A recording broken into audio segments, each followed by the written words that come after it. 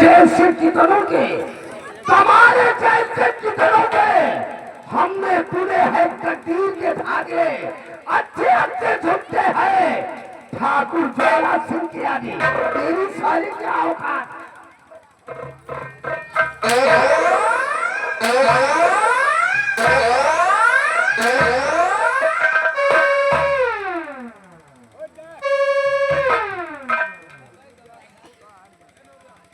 हरमजादे रावत सिंह अबूस रियासत कंचनगढ़ की धरती से मिटने के लिए तैयार हो जा।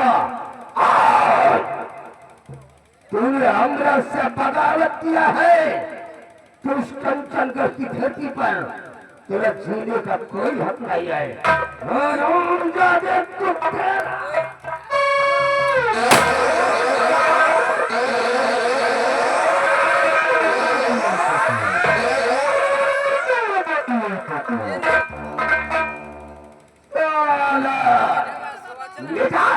साले बनने सलाम थे। ठाकुर ज्वाला सिंह से टकराने चला था, हो गई ससुरी की जिंदगी झंड। सकूनी चैन से रिश्ता, सकूनी चैन से रिश्ता हमने कभी जोड़ा नहीं। दुश्मन को मोड़ पर लाकर हमने कभी छोड़ा नहीं। सिपाही इधर आ।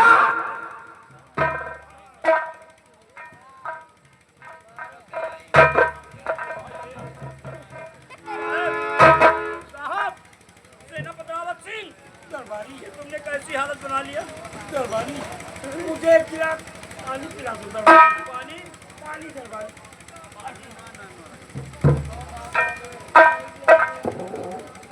ये तो लंबादार गया रहा। क्या गलत हुआ रे?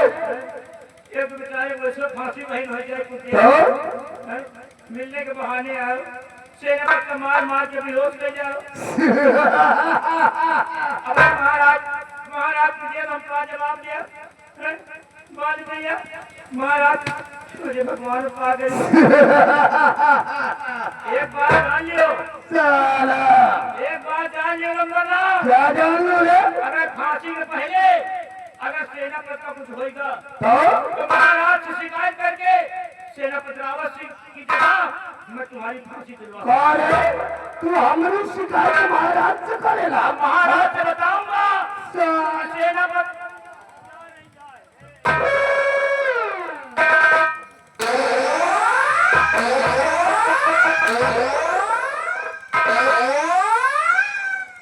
हमारी मुखबरी करेगा।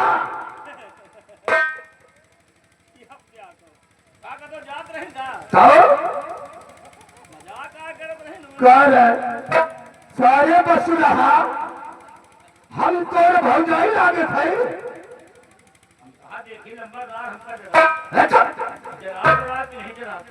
सारा चिरकुट सिपाही होता इस शर्मजादे सेनापति रावत सिंह को साले को हिमगिरी पर्वत की झाड़ी में फेंक देना। और अगर रास्ते में साला पानी मांगता है इसको पानी मत पिलाना। अगर पानी पिलाने की जरूरत किया तो आंखें फाड़ कर देख ले, सारे नजारा तेरी आंखों के सामने है। पानी ना पिलोगे? नहीं। इस कुत्ते को कुछ नहीं देना है। ये साला भूख और प्यास से तड़प तड़प कर अपने जीवन लीला को समाप्त कर देगा। और अगर रास्ते में कोई पूछता है कि सेनापति रावत सिंह को क्या हुआ तो क्या बताएगा? बता देना रावत सिंह ने मारे शर्म के मारे गए थाने के अंदर आत्महत्या कर लिया। आओ, और यही बात तेरे को अगर शाही दरबार का कोई कर्मचारी पूछता है तो उसको भी यही बात बताना है। अगर मेरे खिलाफ आवाज उठाने की जरूरत किया तो देख ले नजारा तेरी आंखों के सामने। ठीक है, जो कहियो जो करो। हमको मिटा दी जमाना, हमको मिटा दी जमाना। जमाने में तुम नहीं, जमाना ठाकुर ज्वाला चिमटे है, हम जमाने से नहीं।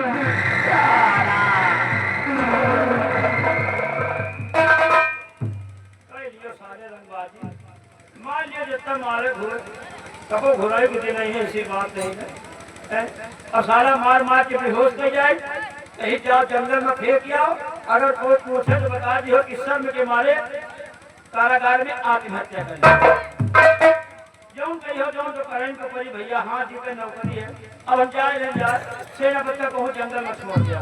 लेकिन नहीं पानी वाली बात, अगर पानी मिल गया, अगर पानी मिल गया तो एक गिलास पानी सेना बच्चों पिलाएंगे, होश में लाएंगे। अगर सच्चाई पता चल गई तो मंत्री ज्वाला सिंह याद रखो, तुमका तो सारी ऐसी जगह में रोकना जहाँ पानी हो, पानी पिए वाला कौन नहीं।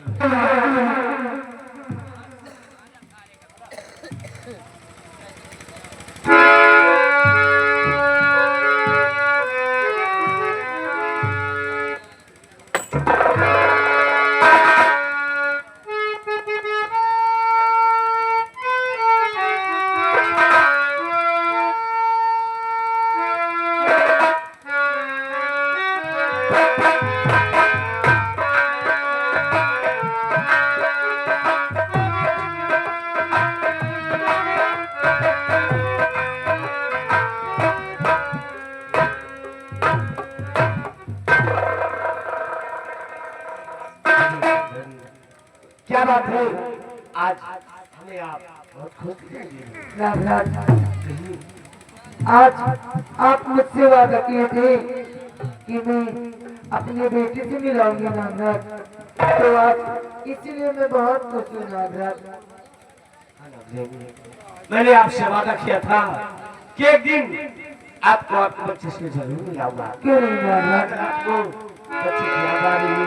हाँ चलो नागराज, हम आपको आपके बच्चे से मिलाएंगे। क्यों नहीं नागराज? आज हम लेकिन नागराज ऐसे नहीं कुछ कहते हुए। अच्छा हाँ यही आखिर कहना क्या चाहते हैं?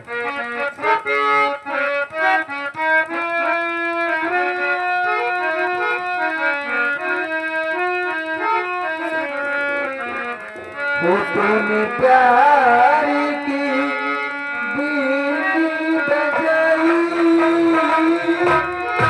बादली चली आई, बादली चली आई।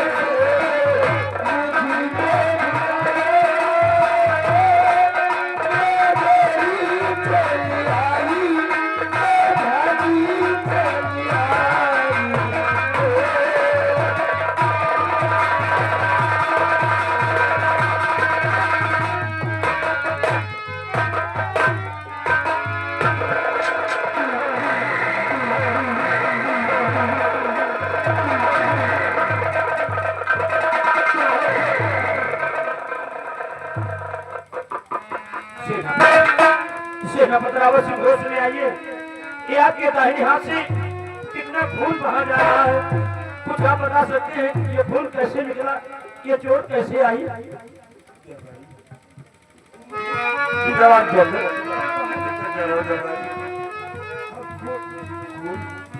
शर्मजादी गोली मेरे सीने पर चलाई और उसकी गोली कमाल में बाजुओं पर ले लिया है।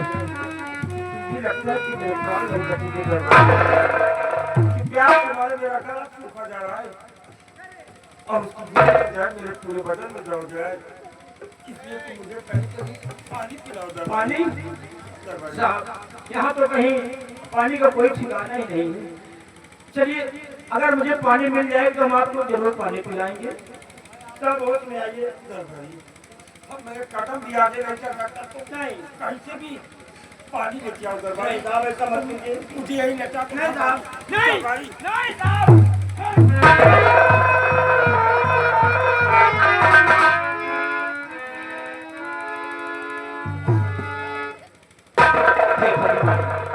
प्यास के मारे सेनापति रावत सिंह का गला सूखा जा रहा है। अगर इस मौके पर इन्हें थोड़ा भी पानी मिल जाए तो इनके प्राण बच सकते हैं, लेकिन पानी हमको कहीं दिखाई नहीं दे रहा। मैं पानी कहाँ से लाऊं? हे भोले बाबा, कोई सहारा दो। सेनापति प्यास के मारे तड़प रहे हैं, लेकिन हम सामने देख रहे हैं, हमको एक झील सामने दिखाई दे रही है। इसी झील की तरफ जाता हूँ। अगर मुझे पानी मिल गया तो एक गिलास पानी हम सेनापति को पिलाएंगे और होश में लाएंगे और सच्चाई पूछेंगे। हे भोले बाबा, हे भोले बाबा, तुम सेनापति की रक्षा करना और हम झील से एक गिलास पानी लेकर बहुत शीघ्र आ रहे हैं। जय भोले बाबा।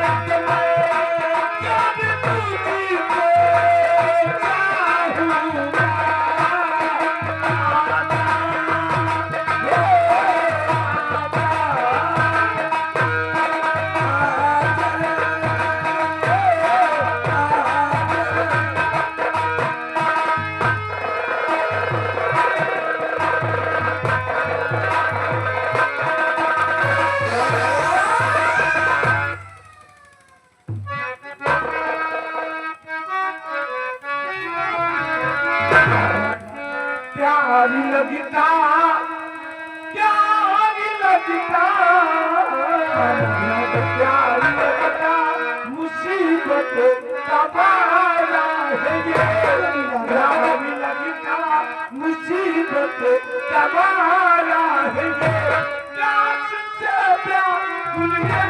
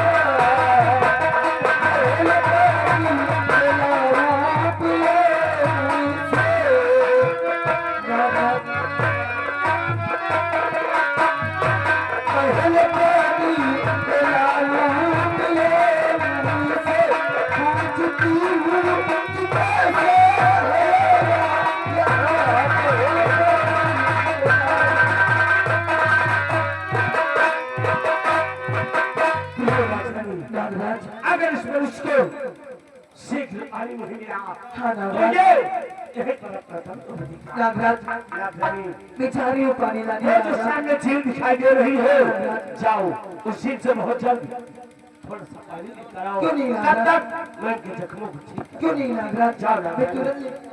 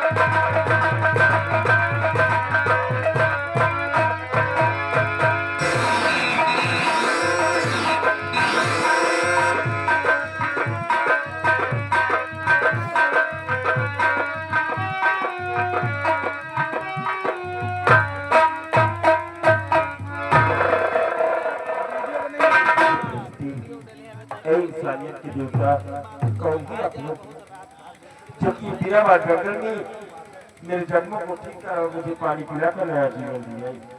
अरे मुसाफिर आप नहीं जानते क्योंकि हम लोग इसमें लोक के नहीं बल्कि नागलोक के रहने वाले हैं। हम एक इच्छाधारी नाग नागी। मेरा नाम नागराज प्रकाश है और ये मेरी अर्धांगिनी जिनका नाम नागरानी रोशनी है। लेकिन मुसाफिर आप कौन है, आपका नाम क्या है और आप रहने वाले कहाँ के हैं और इस अवस्था में इस बियावान में कैसे आए? मेरा नाम क्या है और मैं कौन हूँ, कहाँ का रहने वाला हूँ और किस मुसीबत से बीराबाद जंगल तक आया हूँ, मैं आपको सब कुछ बता देना चाहता हूँ।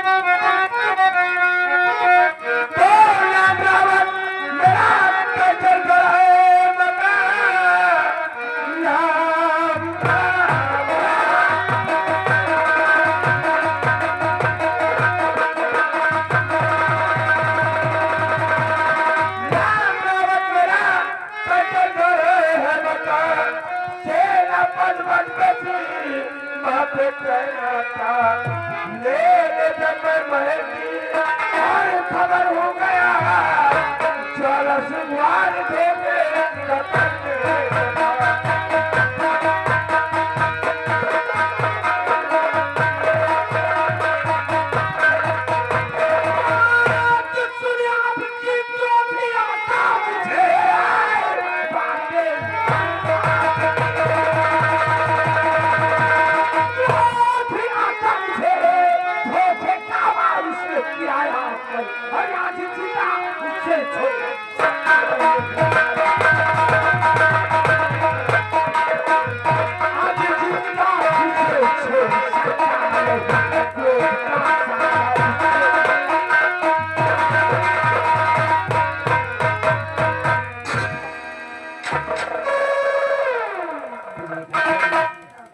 इस तरह मेरा रास्ता क्यों रोक रही है?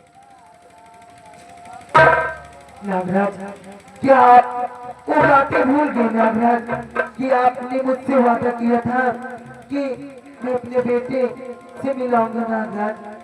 आप भूल गए? क्रोध में आकर मैं तो ये भूल गया कि मैंने आपसे वादा किया है। हमें पहले में बुझाइए आपके साथ आखिर हुआ क्या है, जरा हमें साफ शब्दों में बताइए। मैं कच्चर का सम्राट महाराज तेज प्रताप जी क्या सेनापति का किसी मथुरत में तैनात था। खेती अचानक राजमाता और सम्राट को मुझे खबर याद आई कि मैं अपने आप को सीमा सरहद पर न रोक सका और लोगों से मिलने के लिए सीमा सरहद से सीधी राजमहल आ गया नागराज। और जैसे ही मैं बारे पर बच्चा देखता हूँ कि वो महामंत्री ज्वाला सिंह अपने हाथों में सब्जी लिए राजमाता के सैनिक की तरफ जा रहे हैं। और जैसे ही मैं सैनिक के गेट पर पहुंचा, वो अपनी सब्जी कमान राजमाता के सीने पर करना चाहता था, तभी मैंने उसकी सब्जी कमान अपने हाथों पर रोककर राजमाता के सैनिक के वापस जाने के लिए कहा, लेकिन उसने मुझसे ही बगावत किया और तभी मैंने अपनी रिवॉल्वर निकाल कर उसे गोली मारना चाहा नटराज, लेकिन उसने मेरी रिवॉल्वर निकाल ऊपर कर दिया। गोली चलो चली, लेकिन हवाई फायर के रूप में तब्दील हो गई और राजमाता की आंख खोलने पर उसने उल्टा मुझे ही दोषी ठहरा दिया नटराज। रात भरकर उसकी बातों पर यकीन किया और मेरे हाथों में अखिल लगवाकर भरी राजगार सम्राट के समक्ष मुझे पेश किया गया। राजमहल से कुंवर शिवा का हरण उस ज्वाला सिंह ने किया और आरोपी श्रावण सिंह के ऊपर लगा दिया। राजमाता को मारने का आरोप और कुंवर शिवा के हरण करने का आरोप उस पर लगा और सम्राट ने मुझे सजा मौत की सजा दिलाकर हथकड़ियों में जकड़ कर सलाखों के अंदर डलवा दिया। इसलिए भी उस ज्वाला सिंह को सुकून नहीं था नटराज। एक ही सलाखों के अंदर आकर सही हथियार से मार मार कर मुझे अधमरा कर दिया। गोली मेरे सीने पर चलाई, लेकिन उसकी गोली आकर मेरी बाजू पर लगी और घायल अवस्था में मैं प्यास के लिए तड़प रहा था, लेकिन उसने मुझे एक गिलास पानी नहीं दिया नटराज। बाकी रात और बाजों के द्वारा उस बीरावान जंगल में फेंकवा दिया ताकि रावसी किसी बीरावान जंगल में तड़प कर अपने प्राण त्याग दे और इस कंचन गणराज से श्रावण का नाम निशान मिट जाए। लेकिन एहसान होगा आप लोगों का जो कि श्रावण सिंह को एक गिलास पानी पिलाकर और मेरे जख्मों को ठीक कर मुझे नया जीवन दिया है नटराज, नया जीवन दिया। आप जिस वर्दी के लिए और जिस सम्राट और राजमाता के लिए अपनी जान न्यौछावर करते थे, आज राजमाता को मारने का आरोप और कुंवर शिवा के अपहरण का आरोप आप पर लग गया है। आप जिस वर्दी के लिए जीते मरते थे, आज उस वर्दी पर दाग लग गया है। रावत सिंह, आपके माथे पर कलम का जिक्र लग गया है। क्या आप इस कलम के त्याग को लेकर इस कंचन का रियासत में किसी से भी नजर मिलाकर जीता रह पाएंगे? जिस वर्दी के लिए रावत सिंह जीता मरता था, जिस राजमाता और सम्राट के लिए मैं खुद अपने प्राण न्यौछावर कर सकता था, उन्हीं की नजरों के समझ वाली राजदरबार में मेरे बदन को वर्दी उतार दी गई। इस कंचन गणराज को क्या ये रावत सिंह इस संसार में जीवित नहीं रहना चाहता है।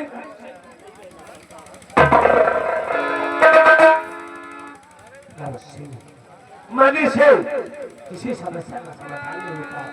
अपने दुश्मन को वो तो जवाब देना सीखो। रावत सिंह, ये जो सामने पहाड़ी दिखाई दे रही है, इस पहाड़ी के पीछे एक भोले बाबा का मंदिर है। जाओ और भोले बाबा का दर्शन करो। भोले बाबा तुम्हें अवश्य कोई न कोई मार्ग जरूर दिखाएंगे। जाओ रावत सिंह, लेकिन मंदिर के पीछे एक बहुत ही घनघोर जंगल है, आपको जंगल में जाने की आवश्यकता है। रावत सिंह, हम लोग अपने बच्चे से मिलने जा रहे हैं, इसलिए अब हमें जाने की आज्ञा कीजिए। जय भोलेनाथ।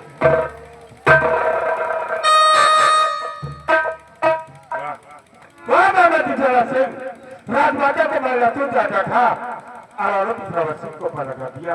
कुंवर शिवा के साले राजमहल से तुम्हें गायब किया और कलम का ठीका श्रावण सिंह के माथे पर लगा। मैं गणराज में जीना नहीं चाहता था, लेकिन आज अगर नागराज ने मुझे जीने का रास्ता दिखाया है, रावत सिंह जिएगा जरूर। लेकिन आज के बाद मैं इस गणराज का सिंहासन से नारायण रावत सिंह बनकर नहीं, बाकी नागराज के बताए अनुसार जाऊंगा उसे मेरी पर्वत के पीछे और भोले बाबा के मंदिर में जाकर उनके दर्शन करूंगा। नागराज ने मुझे घनघोर जंगल की तरफ जाने को कहा, लेकिन क्या रावत सिंह उसी बीरावान जंगल में जाएगा और उसी बीरावान जंगल में बनाऊंगा कच्चा का गिरोह और आज के बाद क्या करूंगा अपने आप को ना को मान याद रखना जरा कदम इस कंचन को भरे दबा के पड़ेंगे और गाते हुए बंगले पर और गाते हुए बंगले पर और यही कंचन का की गलियों में चालू किए कुत्ते की मौत ना दिया तो मैं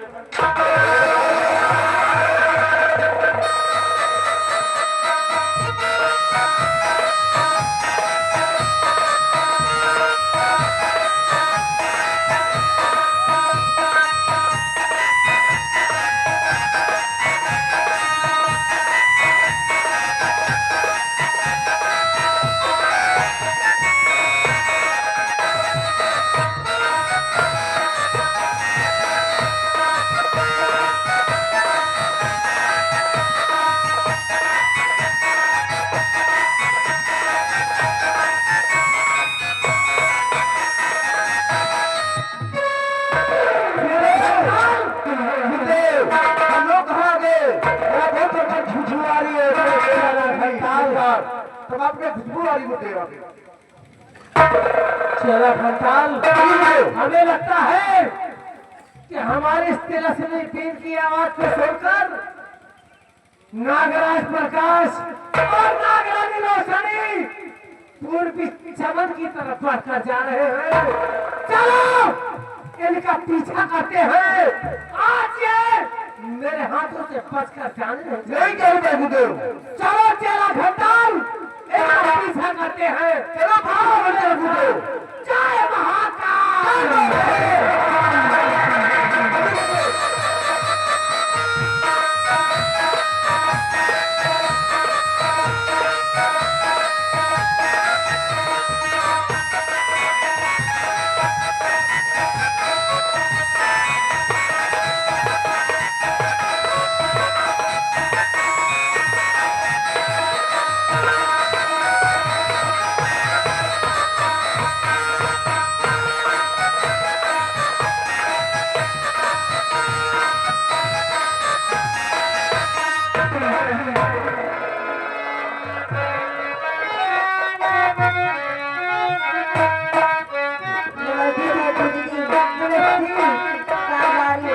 मैं तो चमन जा रही हूँ।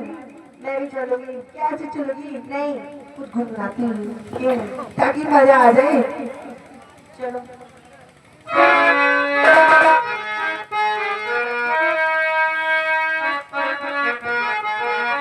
सावन आए बादल छाए